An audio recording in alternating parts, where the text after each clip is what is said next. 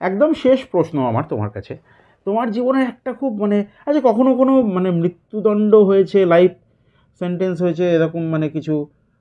না, আমার কোনো কেসে এখনো পর্যন্ত, আমি যতগুলো কেস আজকে 34 বছর প্র্যাকটিস করছি, এখনো পর্যন্ত আমার কোনো কেসে মৃত্যুদণ্ড বা লাইফ ইমপ্রিজনমেন্ট একটাও হয়নি? এখনো একটাও হয়নি।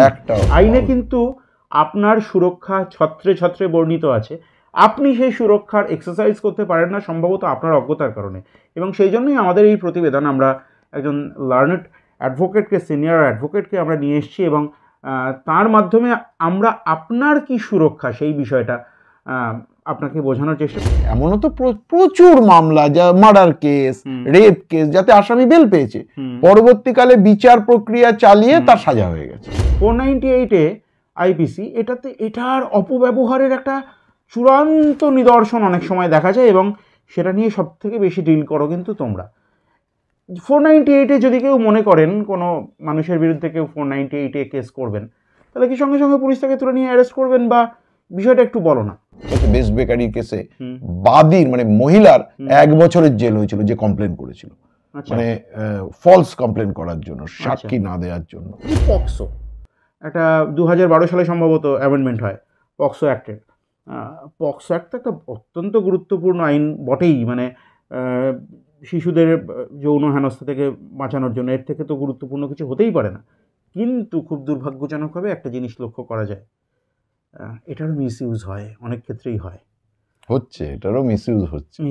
পুলিশ তাকে জিজ্ঞাসাবাদ করে, তারপরে তাকে নিয়ে যাওয়া হয় ম্যাজিস্ট্রেটের কাছে, ম্যাজিস্ট্রেট তাকে জিজ্ঞাসাবাদ করে, এরপরে চলে আসে মানে কোর্টে প্রডিউস না, তারপরে তাকে নিয়ে যাওয়া হবে মেডিকেল কলেজগুলোতে, সেখানে তার মেডিকেল চেক আপ হবে, মেডিকেল লিগাল এক্সামিনেশন হবে, তার রিপোর্ট আসবে, এরপরে অনেক কিছু ফরেন্সিকে চলে যাবে। এনডিপিএস অ্যাক্টে ধরো আমার সঙ্গে এই লোকটা একটা ঝামেলা হলো, চল তোর নামে একটা এনডিপিএস অ্যাক্ট দিয়ে দিল, একটা কেস দিয়ে দিল, আমার একটু উকিল চেনা জানা আছে, একটু পুলিশে আমার খাতির আছে, তাকে আমি ক বছরের জন্য জেলে ভরে রাখতে পারি। আমি যে দেখেছি প্রতিকারহীন শক্তের অপরাধে বিচারের বাণী নীরবে নিভৃতে কাঁদে। আজ থেকে ওই মোটামুটি 89 বছর আগে, 1935 সালে, জানেন এটা রবীন্দ্রনাথ লিখেছিলেন 24শে ফেব্রুয়ারি তারিখে বিশ্বভারতী প্রাঙ্গণে বসেই। আমরা আজকের দিনে দাঁড়িয়ে কখনোই চাইনি বা চাই না রবীন্দ্রনাথের এই উক্তি, এই কবিতাংশ সত্যি হোক। আমরা চাই না বিচারের বাণী নীরবে নিভৃতে কাঁদুক। কিন্তু আমরা যারা খবরাখবর রাখি, বা আপনারাও অনেকেই জানেন, যদি আদালত চত্বরে ঘোরাফেরা করেন তাহলে দেখতে পাবেন যে অসংখ্য বিচার প্রার্থী মানুষ সেখানে প্রায় অসহায় অবস্থায় ঘুরে বেড়াচ্ছেন। আপনারা দেখছেন কবির সৌরভের ইউটিউব চ্যানেল, আমি আছি কবির আপনার সঙ্গে, এবং আমার সঙ্গে এই মুহূর্তে আছেন পশ্চিমবাংলার অন্যতম ব্যস্ত এবং প্রধান জাজেস কোর্ট, বর্ধমান জাজেস কোর্টের সিনিয়র অ্যাডভোকেট শ্রী কমল কুমার দত্ত। কমল দত্ত, তোমাকে স্বাগত জানাই আমাদের ইউটিউব চ্যানেলে। Thank you. আমরা যেটা দিয়ে শুরু করলাম, এবং এই কথোপকথনের একদম শেষ পর্যন্ত আপনাকে চোখ রাখতে হবে, কারণ পরতে রোমাঞ্চ শুধু নয়, আপনি কিভাবে আইনি নিরাপত্তা পেতে পারেন সেই একাধিক বিষয় আপনারা জানেন। আমার এই চ্যানেলে পশ্চিমবাংলা তথা ভারতের প্রথিতযশা আইনজীবীরা মাঝে মধ্যেই আসেন, প্যানেলিস্ট হিসেবে আসেন, সম্মানীয় গেস্ট হিসেবে আসেন। আজকে আমরা কথা বলে নেব পশ্চিমবাংলার জাজেস কোর্টের অন্যতম বিখ্যাত সিনিয়র অ্যাডভোকেট কমল কুমার দত্তের সঙ্গে। কমলদা, যেটা দিয়ে শুরু করতে চাই, আচ্ছা আমরা ধরো মানে যারা লেম্যান, যারা আইন জানি না, কিন্তু কিছু কিছু শব্দ এখন সোশ্যাল মিডিয়া বা মেইন স্ট্রিম মিডিয়া ইত্যাদির দৌলতে আমাদের কানে আসে, এই যেমন ধরো এনডিপিএস, নার্কোটিক ড্রাগস, সাইকোট্রপিক আর সাবস্টেন্সেস, বা তোমার পক্সো, বা তোমার 498-এ, এই বিষয়গুলো সম্পর্কে আমরা একে একে আসবো। একদম শুরুতে যে বিষয়টায় কথা বলবো, আমাদের অনেকেরই ধারণা যে সুপ্রিম কোর্ট বা হাইকোর্টে বিচার হয়, কিন্তু আমার সঙ্গে senior advocate mister Bikash Ranjan ভট্টাচার্যের একাধিকবার কথা হয়েছে এই বিষয়ে, স্যার আমাকে বারবার করে বলেছেন কবির মূল বিচার কিন্তু হয় লোয়ার কোর্টে। আমাদের তিলোত্তমার বিচার নিয়ে তো সমুদ্র হিমাচল আলোড়িত হয়েছে, এই মুহূর্তে শিয়ালদা কোর্টে তার বিচার চলছে, কী জায়গায় দাঁড়িয়ে আছে তোমার ভিউ? অ্যাকচুয়ালি দেখুন, আমরা যেটুকু পেপার বা মিডিয়া এই খবর পাচ্ছি, অ্যাকচুয়ালি তো আমরা ডাইরেক্টলি ওই মামলার ইনভেস্টিগেশনের রেজাল্ট বা বিচার ব্যবস্থার কোনো ডাইরেক্ট যোগাযোগ তো আমাদের নেই। ফলে ফ্র্যাটার্নিটির লোকজন আছেন, ওইটাই আর কি। ওইটা থেকে যখন এটা পার্টলি হচ্ছে বিষয়টা কীরকম, ধরুন ফার্স্ট পার্টে একটি আসামিকে তার এগেনস্টে চার্জশিট হয়েছে, ন্যাচারালি তার বিচারটা এটা করা যায় আর কি, তো তার বিচারটা শুরু হয়েছে। সেকেন্ড টাইম যারা এখনো অ্যাকিউজড আছে তাদের পার্টে ইনভেস্টিগেশনটা চলছে, ন্যাচারালি তাদের এগেনস্টে চার্জশিট হয়নি, ফলে চার্জশিট যতক্ষণ না হয় ক্রিমিনাল কেসে ততক্ষণ পর্যন্ত তার ট্রায়ালটা প্রসিড করে না। ফলে এখন সেকেন্ড যারা রয়েছেন সাসপেক্টেড অ্যাকিউজড, তো তাদের এগেনস্টে এখনো বিচার প্রক্রিয়া শুরু হয়নি। আর ফার্স্ট পার্টে যেটা একজন আসামির এগেনস্টে ট্রায়ালটা শুরু হয়েছে এবং তার এগেনস্টে সিবিআই যা যা এভিডেন্স কালেক্ট করেছে তার উপর বেস করে বিচারটা হবে। হয়তো এমনও হতে পারে যে সেকেন্ড যারা রয়েছে তাদের এগেনস্টে বিচার হওয়ার আগে এর জাজমেন্ট হয়েও যেতে পারে। আচ্ছা, ফলে এটা পার্টলি করা যায়, এটা কোনো মানে এরকম কি ধরে নেওয়ার কোনো কারণ আছে যে সন্দীপ ঘোষ বা অভিজিৎ মণ্ডল যারা ধৃত, যারা জামিনের অর্ডার পেয়েছেন, তারা নির্দোষ প্রমাণিত হলেন বা তাদের বিরুদ্ধে আর কোনো? না, এটা ভুল ধারণা মানুষের। সেটা হচ্ছে আমাদের ক্রিমিনাল প্রসিডিওর কোর্টে যেটা এখন হয়ে দাঁড়িয়েছে, এখন তো সেটা আর ক্রিমিনাল প্রসিডিওর কোর্ট নেই, এটা এখন হচ্ছে ন্যায় সংহিতা সুরক্ষা যেটা অ্যাক্ট হয়েছে। তো সেখানে এই আইনে তোমার একটা জিনিস হচ্ছে যে কোনো মানে সেশনস ট্রাইব্যুনাল, সেশনস মিনস যারা মানে অনওয়ার্ডস 10 ইয়ার্সের ওপরে, বাট আপ টু 10 ইয়ার্স যে মামলাগুলো আছে, কিছু কিছু ক্ষেত্রে তার এক্সেপশন আছে, সেইগুলোকে বলে মানে যেগুলো জজ কোর্টে বিচার হয়, that is called as sessions tribunal office. এই সেশনস ট্রাইব্যুনাল অফিসগুলোতে মানে স্পেশাল অ্যাক্ট বাদে এইগুলোতে সাধারণত তোমার 90 ডেজ এসে তুমি নিয়ে নিতে পারো ফোনটা, না ঠিক আছে, 90 ডেজের মধ্যে চার্জশিট যদি না হয় সেক্ষেত্রে অ্যাকিউজডকে বেল দেয়া হয়। দ্যাট ডাজ নট মিন যে তার বিচার ব্যবস্থা না সবই হবে। মানে এমনও তো প্রচুর মামলা, যা মার্ডার কেস, রেপ কেস, যাতে আসামি বেল পেয়েছে, পরবর্তীকালে বিচার প্রক্রিয়া চালিয়ে তার সাজা হয়ে গেছে। তো এটা তো কোনো ব্যাপার নয়, যারা বেল পেয়েছে তারা মানে ওই কেস থেকে তারা ডিসচার্জ হয়ে গেছে, অ্যাকুইটেড হয়ে গেছে, না, এটা ভুল ধারণা। দীর্ঘদিন 5-6 বছর বাইরে থাকার পরেও কিন্তু অনেকের তারা লাইফ ইমপ্রিজনমেন্ট হয়েছে, এরকম কিছুদিন আগে দেখা গেল 24 বছর পরে তার বিচারের লাইফ ইমপ্রিজনমেন্ট হলো। তো এটা কথা নয়, বিচার ঠিকই হয়, অনেক সময় ইনভেস্টিগেশন চ্যাপ্টারে বা বিচারে, ধরুন কোর্টে অনেক হয় কি, ধরুন আমাদের এই কোর্টে যারা বিচারক থাকেন তাদের একটা টেনিউর আছে, 2 বছর 3 বছরের মধ্যে সাধারণত তারা ট্রান্সফার হয়ে যায়। তো একটা মামলা হয়তো তিনি কিছুটা করে গেলেন, ট্রান্সফার হয়ে গেলেন, কিছুদিন কোর্টটা ভেকেন্ট রইল, আবার হাকিম এলেন, তারপরে ধরুন অনেক সময় হয় কি আইনগত জটিলতা দেখা গেল, সেক্ষেত্রে অ্যাকিউজড বা স্টেট হয়তো আপার কোর্টে চলে গেল সেই প্রক্রিয়াটা ছাড়াবার জন্য, ফলে একটা ডিলে হয়। আচ্ছা, এই বিষয়টা একটু বলো না ভাই। তো এখানে দর্শকদের জানার জন্য বলে রাখি, আমরা কিন্তু বর্ধমান শহরে, আপনারা অনেকেই হয়তো জানেন যে আমার শহর কিন্তু বর্ধমান, আমি বর্ধমান শহরে আমার জন্ম এবং বর্ধমান শহরে আমার বেড়ে ওঠা। কমলদা বর্ধমান শহরের একজন প্রথিতযশা আইনজীবী। আমরা এই মুহূর্তে কমলদা সুসজ্জিত চেম্বারে বসে আছি এবং এখানে এসে আমাকে দীর্ঘক্ষণ অপেক্ষা করতে হয়েছে প্রায়র অ্যাপয়েন্টমেন্ট নিয়ে আসার পরেও, কারণ অজস্র মানুষ, তারা বিচারপ্রার্থী, বিভিন্ন ধরনের মানুষ। কমলদা কিন্তু তাদের কাছে প্রায় পরিত্রাতার ভূমিকায় অবতীর্ণ হন। আচ্ছা, তুমি আমাকে একটা জিনিস বলো, যে অনেক সময় বলে যে লোয়ার কোর্টে হলো না, এবার হাইকোর্টে যাব, এই প্রসিডিওরটা ঠিক কি? বা হাইকোর্ট থেকে আমাদের কতগুলো বিষয় আছে, যেমন বিচার ব্যবস্থাটা ধাপে ধাপে হয়। যেমন ইনিশিয়েশন অফ দি কেস এবং স্টার্টিং অফ ট্রায়াল, এটা কিন্তু সাধারণত লোয়ার কোর্টেই হয়।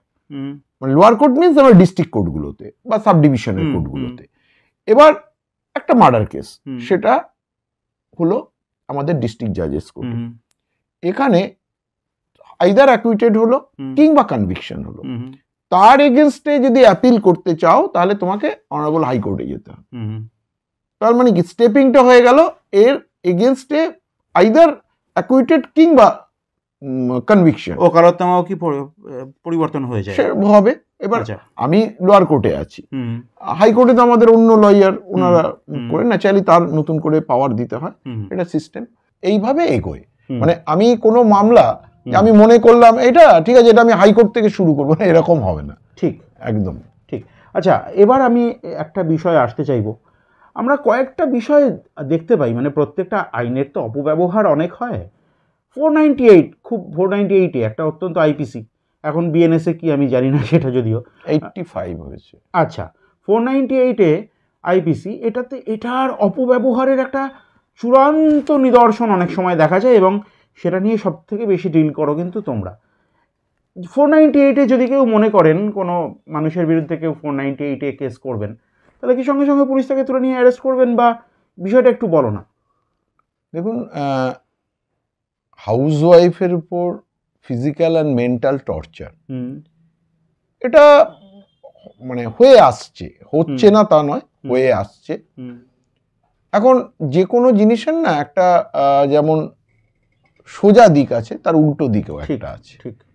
এখানে যেটা হয় কি, যে 498টাকে হাতিয়ার করে অনেকে রিভেঞ্জ নেওয়ার চেষ্টা, ব্ল্যাকমেলিং, অর্থাৎ মেয়েরা যদি মনে করে যে ঠিক আছে আমি একটু হাজবেন্ড বা তার বাড়ির লোককে একটু শিক্ষা দেব, সেক্ষেত্রে হয়তো কিছু ফলস কমপ্লেনও হচ্ছে। যেটা একবারে রিসেন্ট সুপ্রিম কোর্ট, মানে আমাদের এই মাসেই সুপ্রিম কোর্ট একটা অবজারভেশন করেছে, খুব মারাত্মক। সেটা বলেছে যে মানে এর আগেও কিন্তু এটা হয়েছিল, তারপর থেকে 498 যে ফোর্সে এগোচ্ছিল সেই ফোর্সে অনেকটা মানে কাট হয়েছিল। তখন অনারেবল সুপ্রিম কোর্টই অবজার্ভ করেছিল যে দেখা যাচ্ছে মিসইউজ হচ্ছে প্রচুর, সেই মিসইউজটাকে যেন ধরা হয়। তারপর থেকে পুলিশও কমপ্লেন পেলে কিছুটা আদার সাইডকেও কিছুটা এক্সামিন করছিলেন বা এনকোয়ারি করছিলেন ওই পয়েন্টেও। এরপরে ধরুন একটা 41 এর একটা প্রভিশন এলো, সেই প্রভিশনে বলল যে 7 বছরের মধ্যে যে সকল কেসের সাজা আছে সেইগুলোকে পুলিশকে ডাইরেকশন দিল যে তোমরা আগে দরকার হলে আসামি পক্ষ, যারা আসামি অ্যাকিউজ সো কল্ড, তাদেরকেও ডাকো, তাদের কাছেও শোনো, তারপরে তুমি ডিসিশন নাও। তো এই মাসে সুপ্রিম কোর্টের যে ভীষণ মারাত্মক একটা ভিউ এসছে, এবং সুপ্রিম কোর্ট প্র্যাকটিক্যালি বলেছে যে 498 এর মামলা হলে চট করে অ্যারেস্ট তো করবেই না, এবং তোমরা আগে দেখে নাও যে এর সারবর্তা আছে কিনা, সত্যি ঘটনাটা ঘটেছে কিনা, এতটাই স্ট্রিক্ট হতে বলেছে রিগার্ডিং 498। অ্যাকচুয়ালি ব্যাপারটা তা নয়, ব্যাপারটা কি হয়েছে, কিছু লোক এটাকে মিসইউজ করেছে। এই মিসইউজ করার জন্য আজকে যারা সত্যিকারের সাফারার, তারা তো আবার সেই সাফারারই রইল। তো এই জিনিসটা তো আমাদের বন্ধ করাটা মুশকিল, কারণ যে কোনো, এটা শুধু 498 নয়, যখনই কোনো নতুন আইন আসে, নতুন কোনো সিস্টেম আসে, তার মিসইউজ একটা হয় এবং তার কাউন্টার খোঁজার চেষ্টা একটা চলে যাবে, এটাকে কিভাবে এড়িয়ে যাব, এটাকে কিভাবে কাউন্টার করব, এরকম একটা ব্যাপার ঘটে আর কি। তো যাই হোক, সেক্ষেত্রে আমাদের ইনভেস্টিগেশন এজেন্সিকে অনেক বেশি সতর্ক থাকতে হয়। কোর্ট তো সতর্ক আছেই, আমাদেরও সতর্ক থাকতে হয় যে মিসইউজ হয়েছে কিনা, বা যেটা হয়তো পুলিশও ইনভেস্টিগেশন তার উপরে ধরতে পারেনি, এরকম স্ক্যানিং হয় আর কি। আচ্ছা, যদি আরেকটা প্রশ্ন এই বিষয়ে করব, তারপরে অন্য বিষয়ে যাব। যদি জানা যায় যে পুলিশ হয়তো কাউকে অভিযুক্তকে অ্যারেস্ট করলেন, কিন্তু পরে কোর্টে আদালতে প্রমাণিত হলো যে অভিযোগ ছিল মিথ্যে, সেক্ষেত্রে অভিযোগকারিনীর কি কোনো শাস্তি হতে পারে? হ্যাঁ, হতে পারে। সেটা যেমন ইনভেস্টিগেশন চ্যাপ্টারে, মিসলিড করার জন্য না, ইনভেস্টিগেশনের চ্যাপ্টারে পুলিশ যদি ইনভেস্টিগেশন করে দেখতে পায় যে না, এই যে কমপ্লেনটা ছিল false, in that event court আসামিকে ডিসচার্জ করার পাশাপাশি ওই যে কমপ্লেন করেছিল তার এগেনস্টে, না কনভিক্ট না, তার এগেনস্টে একটা প্রসিডিং স্টার্ট করার জন্য প্রেয়ার দেবে কোর্টে, যে এর এগেনস্টে প্রসিডিং স্টার্ট করা হোক, যেটা আগে সিআরপিসি ছিল 211। এখন নতুন বিএনএস এর সেকশনটা আমার খেয়াল নেই, তো আমাদের একটু এখনো ঠিক সড়বড় হয়নি গোটাটা, কিছু কিছু জিনিস মুখস্থ হয়ে গেছে। হ্যাঁ, তো এইটা হচ্ছে ব্যাপার। তো এইটা আছে, প্রভিশন আছে, এবং বেশ কিছু ক্ষেত্রে পুলিশও তার এগেনস্টে অ্যাকশন নেয়। এবং যেমন ধরুন অনেক প্রভিশন আছে, যেমন কেউ যদি কোর্টে দাঁড়িয়ে মিথ্যে কথা বলে এবং কোর্ট যদি সেটা ধরতে পারে যে না তার এটা মিথ্যে, কোর্ট সঙ্গে সঙ্গে অ্যাকশন নেবে এবং তার এগেনস্টে প্রসিডিং করবে। আপনারা জানেন যে অনেকগুলো কেসে এরকম হয়েছে, যেমন প্রবাবলি আমার যদি মনে পড়ছে বেস্ট বেকারির কেসে বাদীর মানে মহিলার 1 বছরের জেল হয়েছিল যে কমপ্লেন করেছিল, মানে ফলস কমপ্লেন করার জন্য, সাক্ষী না দেওয়ার জন্য। তো এই জিনিসগুলো না আছে, আমাদের প্রভিশন আছে এবং তার মানে ইউজও হয় আইনে, কিন্তু আপনার সুরক্ষা ছত্রে ছত্রে বর্ণিত আছে। আপনি সেই সুরক্ষার এক্সারসাইজ করতে পারেন না সম্ভবত আপনার অজ্ঞতার কারণে, এবং সেই জন্যই আমাদের এই প্রতিবেদন। আমরা একজন লার্নেড অ্যাডভোকেটকে, সিনিয়র অ্যাডভোকেটকে আমরা নিয়ে এসেছি, এবং তার মাধ্যমে আমরা আপনার কি সুরক্ষা সেই বিষয়টা আপনাকে বোঝানোর চেষ্টা করছি। পক্সো একটা 2012 সালে সম্ভবত অ্যামেন্ডমেন্ট হয় পক্সো অ্যাক্টের। পক্সো অ্যাক্ট একটা অত্যন্ত গুরুত্বপূর্ণ আইন বটেই, মানে শিশুদের যৌন হেনস্থা থেকে বাঁচানোর জন্য এর থেকে তো গুরুত্বপূর্ণ কিছু হতেই পারে না। কিন্তু খুব দুর্ভাগ্যজনকভাবে একটা জিনিস লক্ষ্য করা যায়, এটারও মিসইউজ হয়, অনেক ক্ষেত্রেই হয়, হচ্ছে, এটারও মিসইউজ হচ্ছে।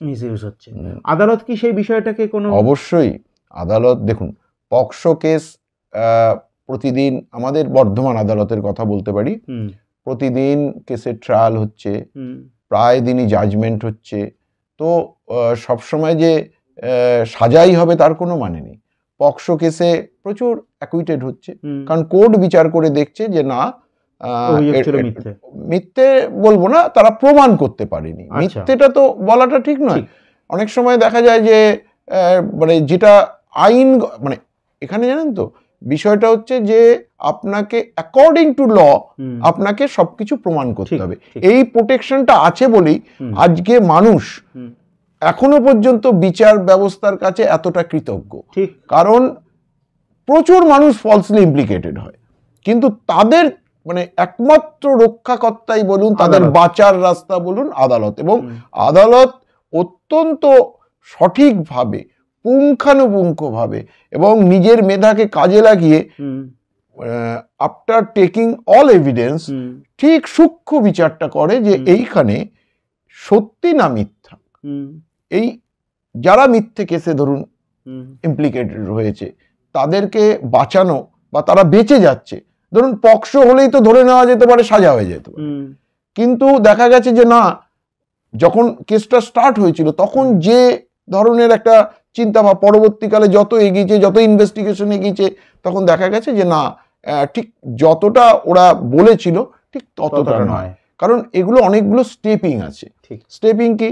প্রথম ধরুন পুলিশ তাকে জিজ্ঞাসাবাদ করে, তারপরে তাকে নিয়ে যাওয়া হয় ম্যাজিস্ট্রেটের কাছে, ম্যাজিস্ট্রেট তাকে জিজ্ঞাসাবাদ করে, এরপরে চলে আসে মানে কোর্টে প্রডিউস না, তারপরে তাকে নিয়ে যাওয়া হবে মেডিকেল কলেজগুলোতে, সেখানে তার মেডিকেল চেক আপ হবে, মেডিকো লিগাল এক্সামিনেশন হবে, তার রিপোর্ট আসবে, এরপরে অনেক কিছু ফরেন্সিকে চলে যাবে, ফরেন্সিক থেকে তার রিপোর্ট আসবে। অর্থাৎ প্রত্যেকটা সেক্টরে একদম সূক্ষ্মভাবে সমস্ত কিছু দেখা হয়।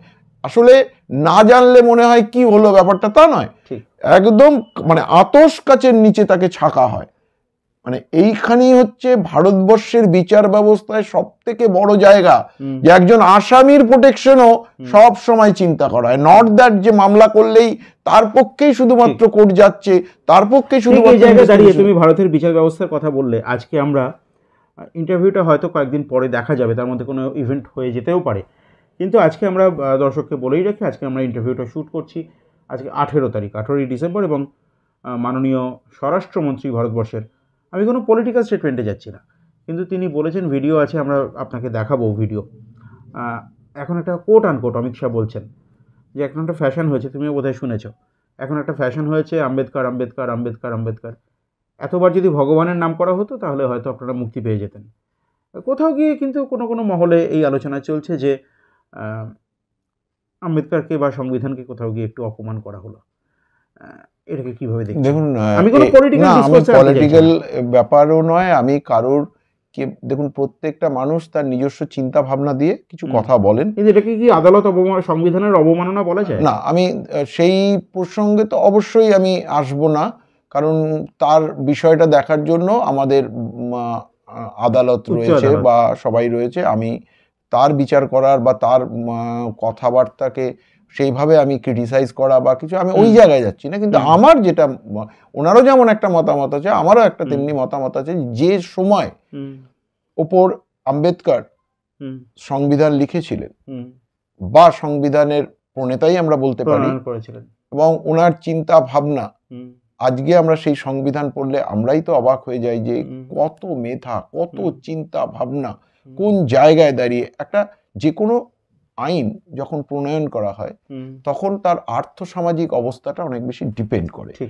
যে অবস্থায় দাঁড়িয়ে, যে সময়ে দাঁড়িয়ে আম্বেদকর কনস্টিটিউশন করেছিলেন, আজকে হয়তো আমরা অনেক বেশি এগিয়ে গেছি। আমাদের হয়তো মনে হতে পারে যে এই জায়গায় কিছু অ্যামেন্ডমেন্ট দরকার আছে, ফলে আমাদের সংবিধানের এখনো পর্যন্ত প্রচুর অ্যামেন্ডমেন্ট হয়েছে। তো এটা কেন?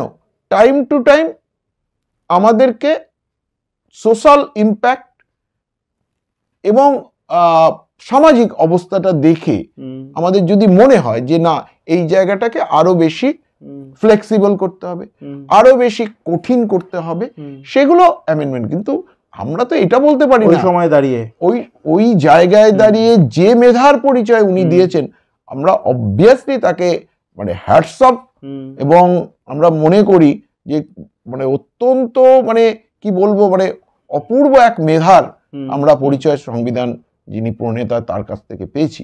ফলে আমি তাকে ক্রিটিসাইজ করার মতো জায়গায় নেই। আমি এটাই বলতে পারি যে সময়ের পরিবর্তনের সঙ্গে সঙ্গে আমাদের আইনেরও কিছু পরিবর্তন হয়, যেটা যার জন্য স্পেশাল অ্যাক্টগুলো আছে। কেন?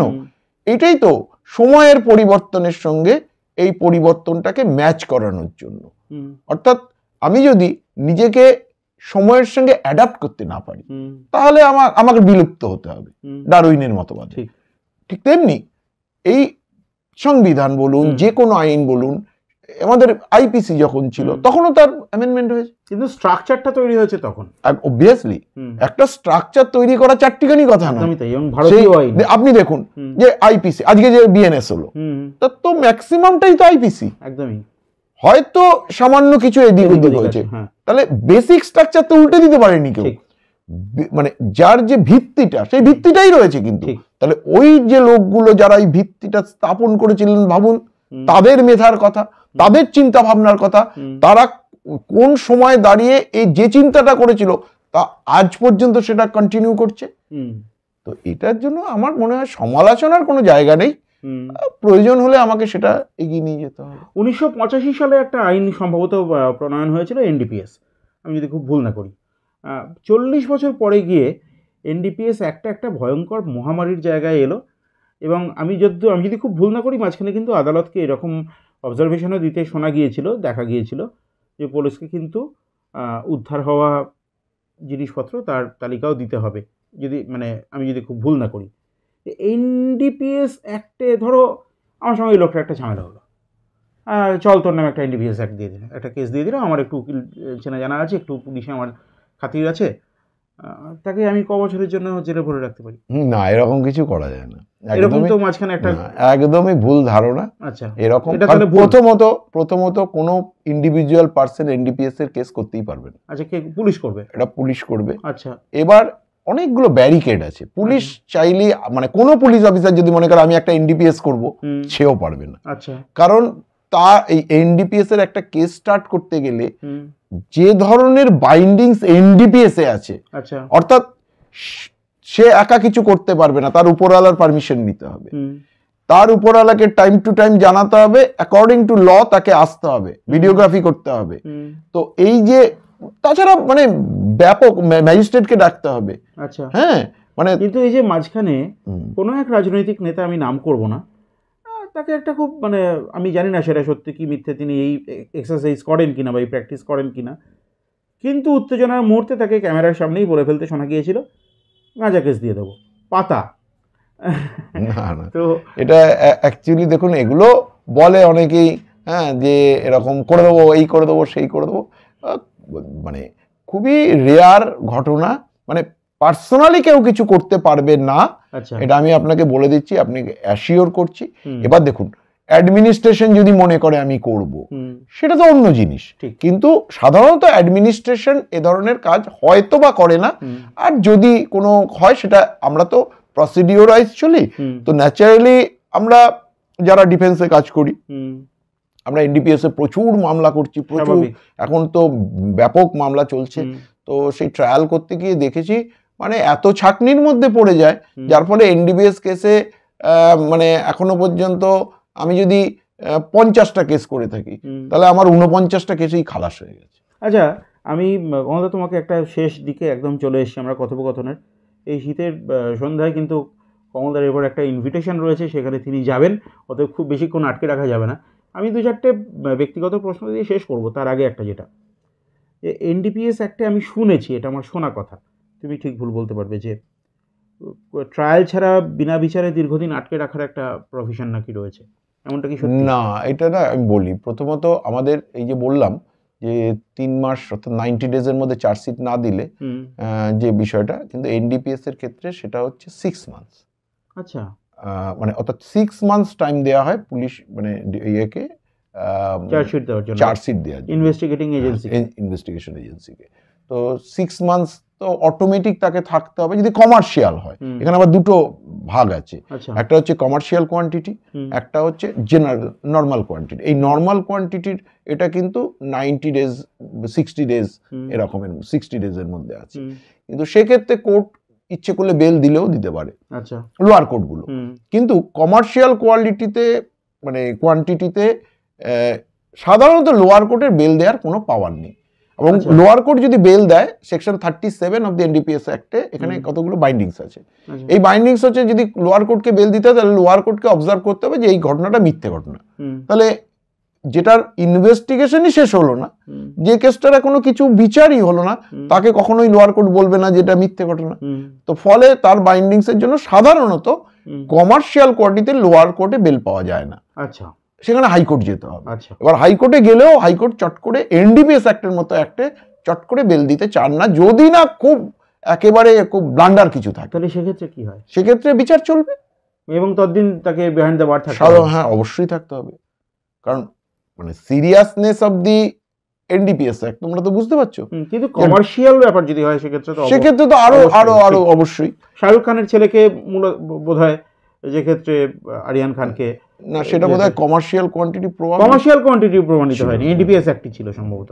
আচ্ছা, এবার আমরা একদম শেষ পর্যায়ে চলে এসেছি। আপনারা অনেকেই জানেন বা অনেকে হয়তো জানেন না, একটা সময় কিন্তু আচ্ছা তোমাদের ছাত্র জীবন তো জীবনেও ঘোচে না, আমি যখনই কোনো না কোনো চেম্বারে যাই, ইয়া মোটা মোটা বই, আচ্ছা বই দিয়ে তো তোমরা হচ্ছে গুলিকে গার্ড করে ফেলতে পারো, এত মোটা মোটা একটা বই এই পড়তে হয় না? এগুলো পড়তে হয় রেগুলার মানে না, রেগুলার পড়তে হয় ভুল, এর মধ্যে সমস্ত কেস ল আছে।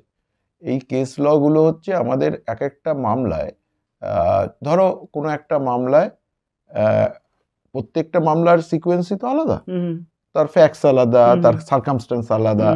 এবার কোনো একটা সার্কামস্টেন্সে কোনো একটা বিষয়ে আমার সঙ্গে কোর্টের ডিবেট হলো, আমি বললাম যে দেখুন এই সার্কামস্টেন্সে এই ম্যাটারটা ঘটতে পারে না, এবার আমি বললাম ঘটতে পারে না, কোর্ট বলতেই পারে ঘটতে পারে।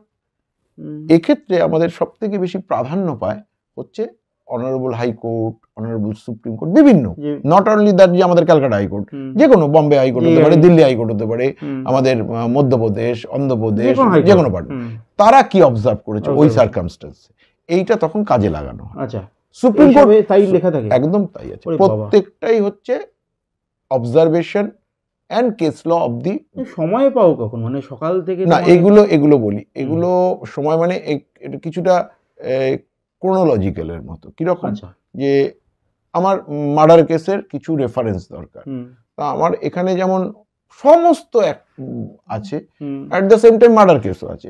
মার্ডার কেসের ওই সার্কামস্টেন্সটা আমাকে কোনো একটা রেফারেন্স চাই, তখন আমরা এর যে এটা আছে সূচিপত্র আছে, সেখান থেকে আমরা ইন্ডেক্স যেটা বলি, আচ্ছা, ইন্ডেক্স থেকে আগে 302 অর্থাৎ মার্ডার কেসে চলে যাব, সেই সার্কামস্টেন্স কিছু আছে কিনা খুঁজে যাব।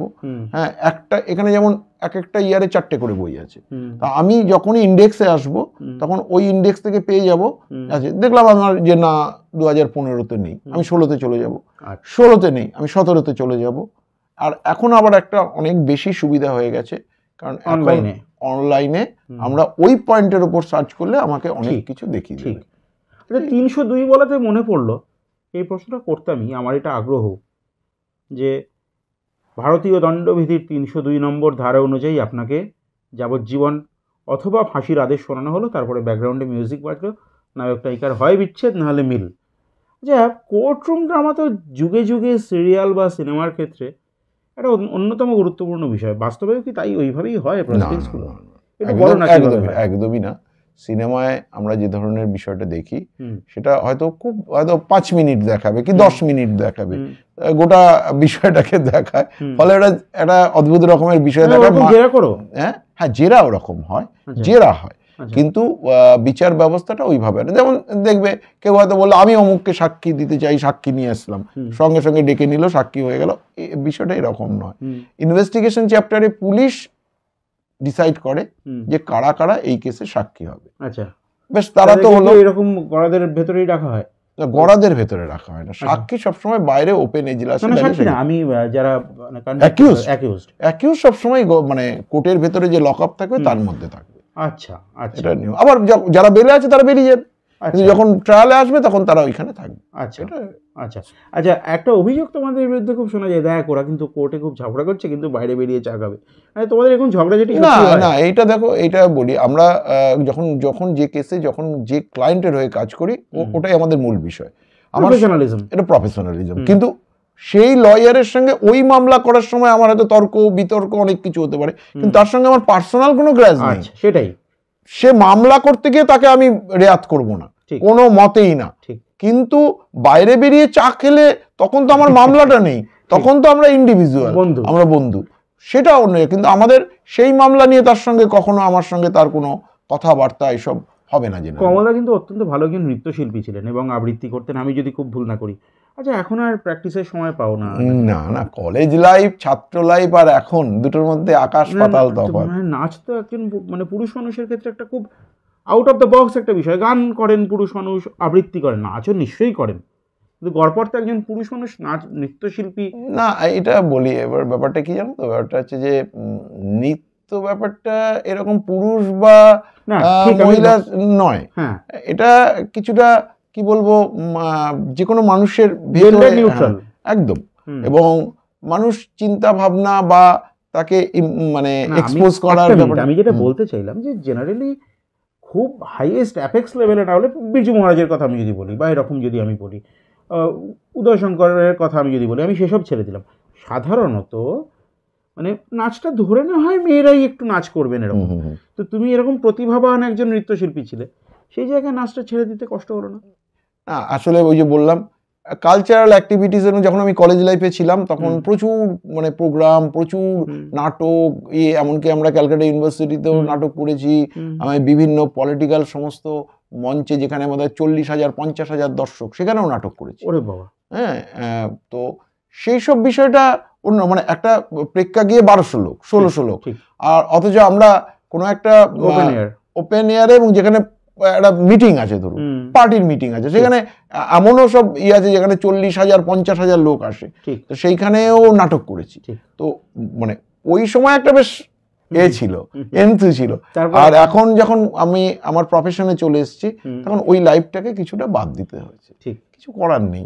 একদম শেষ প্রশ্ন আমার তোমার কাছে, তোমার জীবনে একটা খুব মানে, আচ্ছা কখনো কোনো মানে মৃত্যুদণ্ড হয়েছে, লাইফ সেন্টেন্স হয়েছে, এরকম মানে কিছু? না, আমার কোনো কেসে এখনো পর্যন্ত, আমি যতগুলো কেস আজকে 34 বছর প্র্যাকটিস করছি, এখনো পর্যন্ত আমার কোনো কেসে মৃত্যুদণ্ড বা লাইফ ইমপ্রিজনমেন্ট এখনো একটাও হয়নি। 3.5 দশকের মানে প্র্যাকটিসিং লাইফ ক্যারিয়ার, এটা আমি জানতাম, আমি এই বিষয়ে আসতাম না, এখনো পর্যন্ত একটাও হয়নি। এটা তো মানে এটাকে আমি মানে মানুষকে বলতে হবে, মানে এমন একজনের সঙ্গে বসে আছে, একটা সিরিয়াল হতো মানে কেডি পাঠক, আদালত বলে সোনিয়াটে একটা, মানে সেই ভদ্রলোক কোনো কেসে হারেননি, এবং এখানে দেখা যাচ্ছে তোমার একটাও না, আমার মানে কেসে সাজা হয়েছে এখনো পর্যন্ত হয়তো হাতে গোনা 3-4টে হতে পারে। কি সাজা? কারোর হয়তো 1 বছরের জেল হয়েছে, কারোর নমিনাল, এবং সেটাও আমরা অ্যাপিল করে ছাড়িয়ে দিয়েছি। আচ্ছা, তাহলে আচ্ছা, জেলের বিষয়ে মানুষের একটা খুব, যেতে কেউ চায় না কিন্তু জানতে চায়। না, জেল দেখো বিষয়টি কেমন, মানে যেমন জেল এখন তো জেল আর বলে না, সংশোধন, হ্যাঁ, কারেকশনাল। হোক। জেলের ভেতরে এখন একটা মানুষকে অবশ্যই তুমি বাড়ির আর বাইরের মধ্যে বা জেলের মধ্যে একটা পার্থক্য আছেই, কিন্তু তথাপি মানুষের যারা অ্যাকিউজড হয়ে যায় তারা যাতে জেলের ভেতরে গিয়ে নিজেকে সংশোধন করতে পারে, এরকম একটা চিন্তা ভাবনা থেকে সেটাকে করা হয়েছে। এবং সেখানে অনেক বেশি তারা মানে মানে মানে কি বলবো, একটা নর্মাল লাইফ যাতে লিড করতে পারে। না না, সেটা হয় না। এখন দেখুন কখন কি ভেতরে কোনো প্রবলেম হলো কিনা এটা তো হয় না, জেনারেলি কোনো কিছু হয় না, এরকম কমপ্লেন আমাদের কাছে খুব একটা নেই।